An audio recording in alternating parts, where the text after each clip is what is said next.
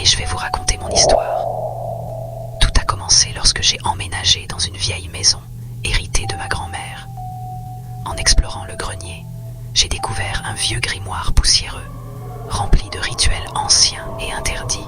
Un soir, poussé par la curiosité et l'ennui, j'ai décidé de lire l'un des rituels. Il s'agissait d'un appel aux esprits pour obtenir des réponses sur l'au-delà. À la fin de l'incantation, une bougie s'est éteinte d'elle-même et un vent glacial a balayé la pièce, malgré les fenêtres fermées.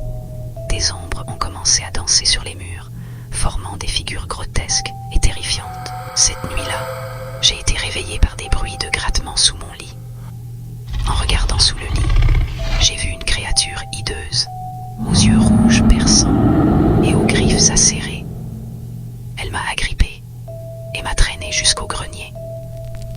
Là, j'ai vu un cercle de feu entouré de figures spectrales qui murmuraient des incantations dans une langue inconnue. La créature m'a jeté au centre du cercle et les figures ont commencé à chanter plus fort, leur voix résonnant comme des cris d'agonie. Paralysé par la peur, je ne pouvais pas bouger. Les figures spectrales se sont rapprochées, leurs visages déformés par la douleur et la haine. Juste avant qu'ils ne m'atteignent, j'ai récité à haute voix une prière que j'avais apprise enfant. Les figures ont reculé en hurlant, et le cercle de feu s'est éteint soudainement. La créature et les figures ont disparu, me laissant seul dans le grenier. Depuis cette nuit, je sais que certains rituels ne doivent jamais être pratiqués.